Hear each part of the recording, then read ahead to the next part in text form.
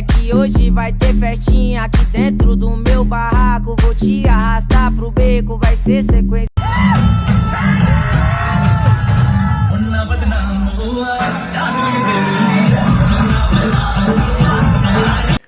अस्सलाम वालेकुम दोस्तों, आज हम बात करेंगे बदलते हुए सऊदी अरेबिया के बारे में कि वो कौन सी वजूहात हैं जिसकी बिना पर सऊदी अरेबिया को ये पड़ी है कि वो दिन ब दिन यूरोप बनता जा रहा है।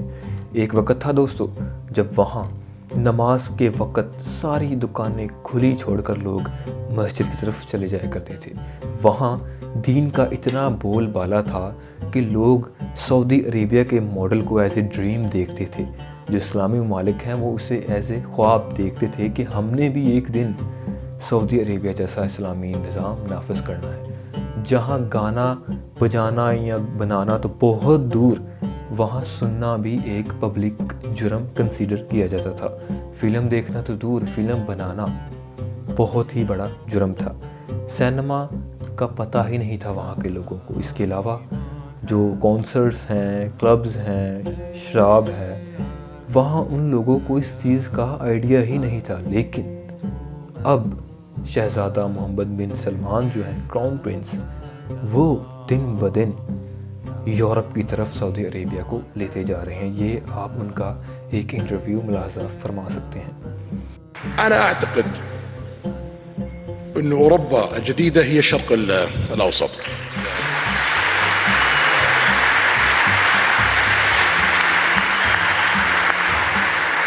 المملكة العربية السعودية في ال5 سنوات القادمة سوف تكون مختلفة تماما.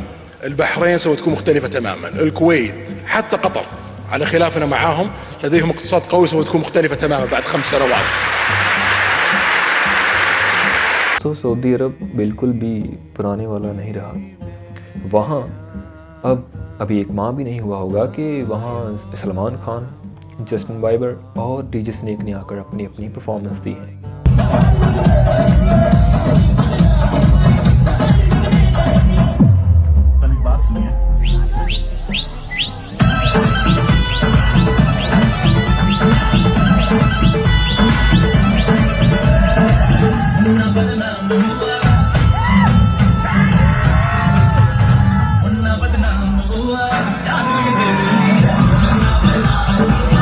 اس کے علاوہ وہاں ریڈ کارپٹ ایونٹ بھی منعقد ہوا جہاں گلوبل سیلیبریٹیز نے اپنی شرکت کی۔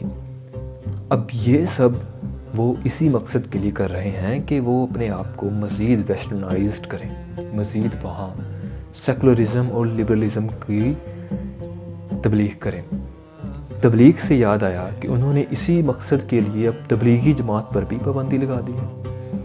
اب تبلیغی جماعت جو کہ اپنے سافٹ امیج کی وجہ سے پوری دنیا میں بہت ہی زیادہ فیمس ہے، یہ واحد جماعت ایسی ہے جو کسی بھی طرح کی فرقہ واریت سے پاک ہے۔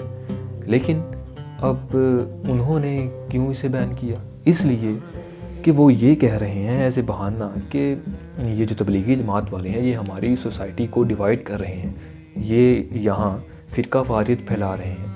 شہزادہ محمد بن سلمان کی جو اسٹیبلشمنٹ ہے انہوں نے تبلیغی جماعت پر یہ الزام لگا کر کہ وہ فرقہ واریت پھیلاتے ہیں ان کو بھی بین کر دیا ہے، تاکہ یہاں جو مذہب ہے اس کی فروغت، اس کی جو تبلیغ وہ کم سے کم ہو اور ہماری انڈسٹری، فلم انڈسٹری زیادہ ہو، تاکہ یہاں ٹورزم بڑھے دبئی کی طرز پر، اور جو ہماری اکانومی ہے وہ اور زیادہ آگے ہو جائے۔ اس کے علاوہ دوستو $2 بلین بہت بڑی رقم ہوتی ہے، $2 بلین وہ انہوں نے جسٹ فلمز کے لیے ہی مختص کر دی ہے کہ اس سے فلمز بنے گی تاکہ ہماری جو انڈسٹری ہے وہ بڑھے۔ اس کے علاوہ وہاں اب عورتوں کو بھی فل اجازت ہے کہ وہ جاب کر سکتی ہیں، بلکہ آپ کو یہ سن کر حیرانگی ہوگی کہ اگر وہاں کسی بھی فیکٹری میں ایک بندہ جائے اور ایک عورت جائے تو عورت کو پریفر کیا جائے گا، عورت کو ترجیحاً وہاں رکھا جائے گا، اور وہاں جو مرد ہیں وہ احتجاج کر رہے ہیں کہ یہ ہمارے ساتھ کیا ہو رہا ہے کہ ہم جہاں بھی جاتے ہیں وہاں عورت کو پریفر کیا جاتا ہے، ہمیں نہیں کیا جاتا۔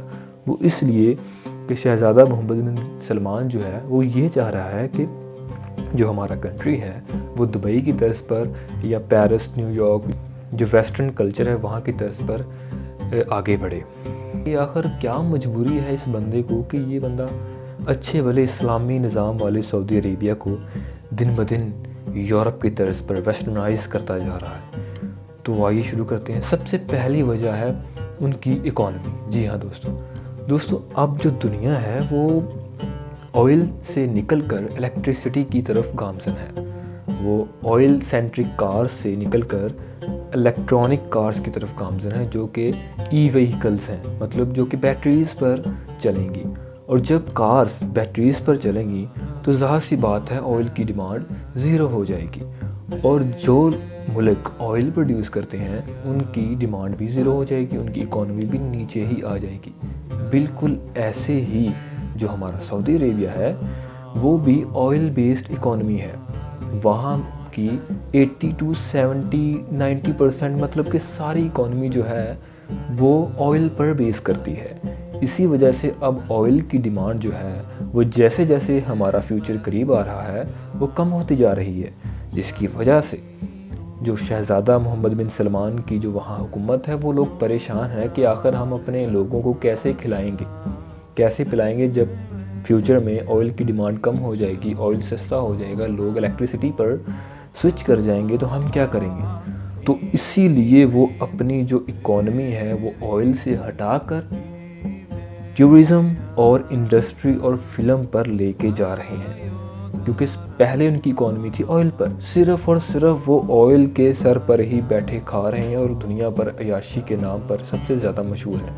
لیکن اب وہ چاہتے ہیں کہ آئل سے ہٹ کر ہم اپنے آپ کو ٹورزم، فلم انڈسٹری اور دوسری جو مینوفیکچرنگ انڈسٹری ہے وہاں پر لے کے جائیں.